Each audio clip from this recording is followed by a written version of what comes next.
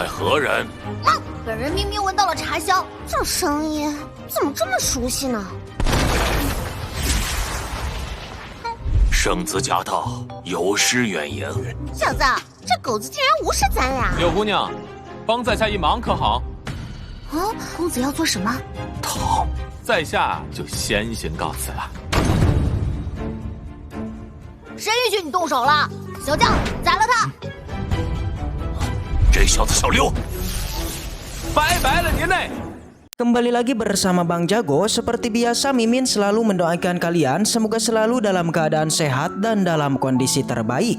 Di video kali ini admin akan melanjutkan Donghua Xiaobai. Tak berlama-lama langsung saja kita masuk ke isi ceritanya.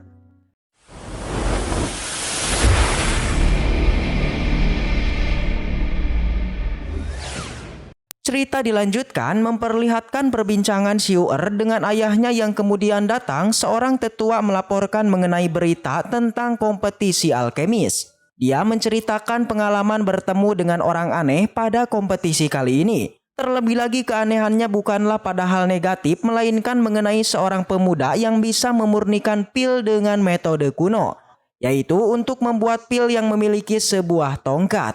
Sang tetua juga menceritakan selain metodenya yang tidak lazim, dia juga membenarkan efek yang dihasilkan pilnya itu sangat luar biasa.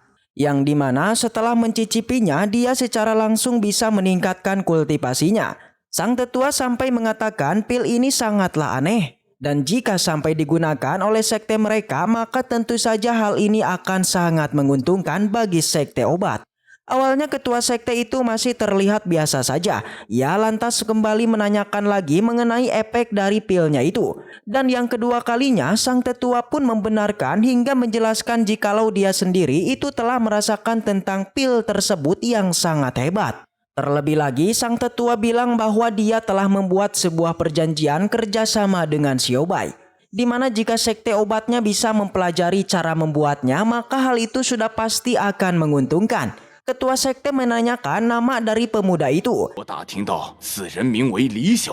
Dan begitu terkejutnya dia, ternyata pemuda itu adalah Xiaobai, musuh bebuyutan dari sang anak. Xiu'er mengira Xiaobai pastinya memiliki harta yang bagus, jadi jika bisa dimanfaatkan oleh sekte mereka, maka dipastikan sekte mereka akan menjadi kuat. Xiu'er meminta agar sang ayah segera memberi perintah agar menangkap Xiaobai dan menyiksanya, yaitu untuk menyerahkan metode kuno yang dipelajarinya. Jelas saja kali ini ayah Xiu'er pun setuju dan langsung memerintahkan untuk segera menutup semua pintu di sekte obat. Scene kemudian berpindah di luar aula. Di sana terlihat Xiaobai dan Yu Pei yang berjalan untuk keluar dari area sekte obat. Di perjalanan semua orang terus saja melihat ke arahnya, yang tentu saja kata Xiaobai kalau mereka ini sangatlah iri dengan pencapaiannya, yaitu telah menjuarai kompetisi di sekte obat. Di saat yang sama, di sana kemudian muncul Yao Chenji yang dikenal sebagai alkemis tertinggi di sekte obat. Ia bersama Xiao bersedia menemuinya, yakni hanyalah menanyakan nama guru Xiaobai. Dia meminta untuk memanggilnya dan ingin melakukan diskusi dengan guru Xiaobai. Tapi Xiaobai menolaknya, bahkan Yao Chenji sampai terkejut dikala mengetahui Xiao yang merupakan murid dari Xiaobai. Tak menyerah, Yao Chenji masih saja kekeh untuk meminta Xiaobai mendatangi kediamannya demi melakukan sebuah diskusi. Namun lagi-lagi Xiaobai menolaknya yang akhirnya membuat Yao Chenji pun menjadi kesal. Selain itu, ia juga menanyakan kenapa Xiaobai ini bisa menjadi guru dari Xiao. Xiao menceritakan sebelumnya dia ini mengagumi Xiaobai karena dia sangat mahir dalam ilmu instrumen. Jadinya ia meminta Xiaobai agar bisa menjadi gurunya untuk mengajarkan tentang ilmu tersebut. Mendengar itu Yao Chenji pun mengerti bahwa ia sampai menyebut Xiaobai ini merupakan multitalenta. Di sela perbincangan itu tiba-tiba sebuah formasi pun muncul. Semua orang tahu betul formasi ini merupakan formasi sekte obat yang sangat jarang untuk digunakan. Tapi entah kenapa semua orang pun bertanya-tanya kenapa saat ini formasi ini diaktifkan. Di sisi lain Xiaobai juga terlihat kebingungan, ia beserta Yu Pei sama sekali tak bisa keluar dari area sekte ini. Si Poinik menyadari kalau formasi ini ada yang janggal. Sekte obat tiba-tiba ditutup yang tentu saja mereka mengira kalau sekte obat sebenarnya menargetkan Xiaobai yang menginginkan resep dari metode kuno. Benar saja, tak lama setelah itu ketua sekte beserta jajarannya akhirnya tiba. Anaknya langsung saja mengatakan kalau inilah saatnya Xiaobai tewas. Namun sang ayah memarahinya karena pertemuan dengan Xiaobai ia pastikan tak ada kekerasan. Ketua sekte memulai pembicaraannya dengan mengenalkan dirinya yang merupakan ketua sekte obat. Dia sebelumnya telah mendengar mengenai metode pemurnian Xiaobai yang dianggap aneh, jadinya dirinya sangatlah ingin tahu tentang metode Xiaobai ini. Bahkan demi mendapatkannya, sekte obat bersedia melakukan penawaran berlimpah untuk ditukarkan dengan metode tersebut. Ketua sekte membolehkan Xiaobai untuk memilih item apa saja yang disukai Xiaobai pada ruangan harta mereka. Mendengar itu, Xiaobai akhirnya setuju dan memerintahkan kepada ketua sekte untuk mengundang semua alkemis yang ada agar bisa mempelajarinya. Namun Xiaobai saat ini sangatlah terganggu dengan tatapan dari Xiu'er yang seakan ingin menantangnya. Xiu'er tak terima, ia meminta ayahnya untuk segera menghabisi Xiaobai, tapi apa yang terjadi? Ya, dia malah ditabok sang ayah. Selain itu, ketua sekte juga meminta agar Xiu'er mendapatkan hukuman karena telah berlaku tidak sopan kepada tamunya. Ketua sekte lalu membawa Xiaobai pada tempat pemurnian. Di sana juga sudah disiapkan berbagai bahan yang nantinya digunakan Xiaobai untuk memurnikan sebuah pil. Tapi sebelum dimulai, Xiaobai meminta waktu untuk melakukan persiapan.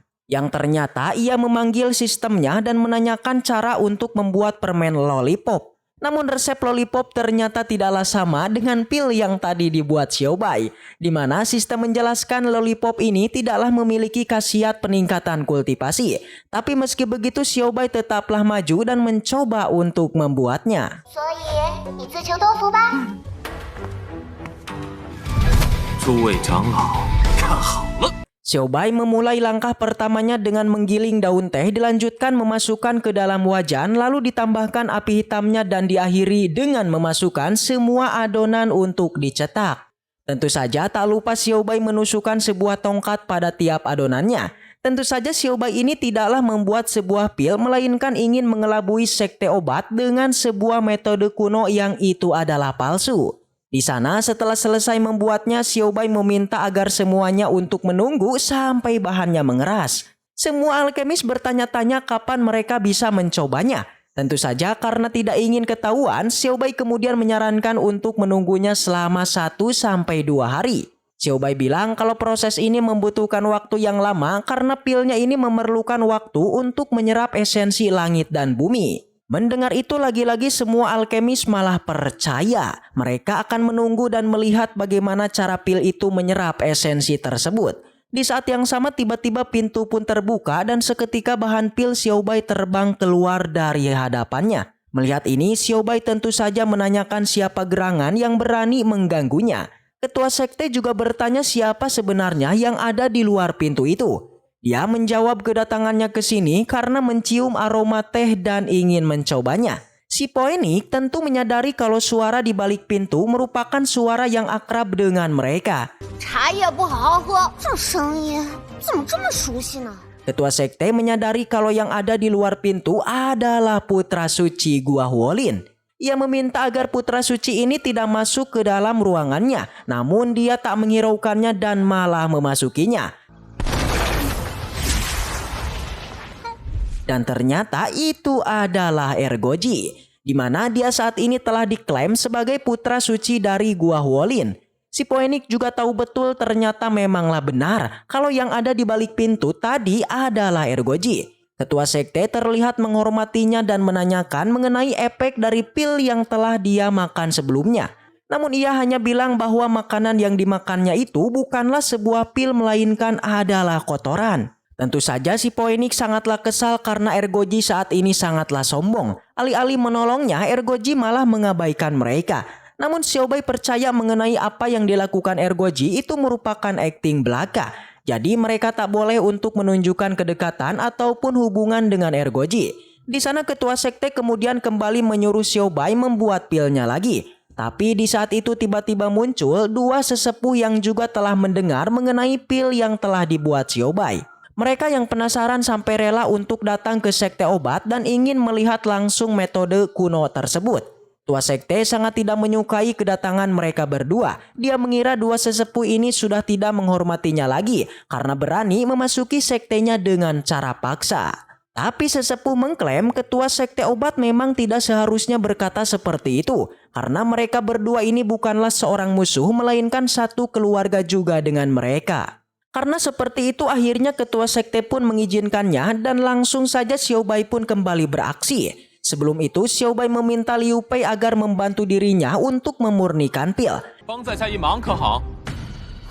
Xiao Bai menyuruhnya untuk mengikuti instruksinya karena kali ini Xiao Bai berencana untuk kabur dari tempat ini. Terlihat Xiao Bai mulai membuat pil palsunya. Seorang sepuh sangat tidak menyangka karena metode kuno yang ditampilkan Xiao Bai terbilang sangat mudah.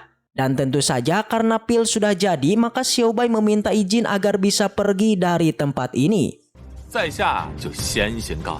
Namun ketua sekte tak membiarkannya di mana ia menyarankan Xiao Bai agar bergabung dengan sekte obat. Xiao Bai menolaknya, ia mengatakan bahwa dia ini terbiasa hidup bebas dan tidak ingin bergabung dengan sektenya.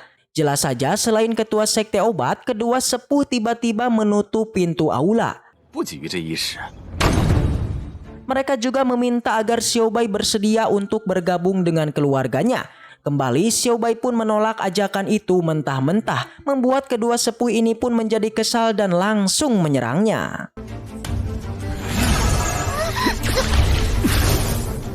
Sontak saja Xiao Bai berhasil menahannya, membuat sesepuh pun terkejut dan langsung mengira kalau di dalam tubuh Xiao Bai pastinya ada banyak rahasia. Ergoji mencoba menghentikan penyerangan itu tapi sang tetua di sampingnya enggan untuk membantunya. Jadinya serangan pun berlanjut. Beruntung ketua sekte berhasil menahannya dan akhirnya Xiao Bai mengeluarkan sebuah jimat yang mana jimat itu merupakan jimat teleportasi. Dalam sekejap Xiao Bai pun menghilang dan pergi dari sana.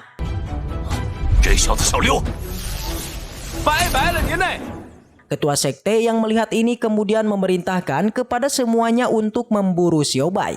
Bahkan ia sampai membuat sayembara. Siapapun yang bisa menangkapnya maka akan diberikan hadiah yang besar. Dan setelah itu, waduh, bersambung. Baiklah, mungkin segitu aja untuk pembahasan kali ini.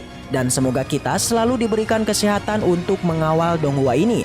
Dan sampai jumpa di video selanjutnya. So next time, and seperti biasa, salam para jagoan.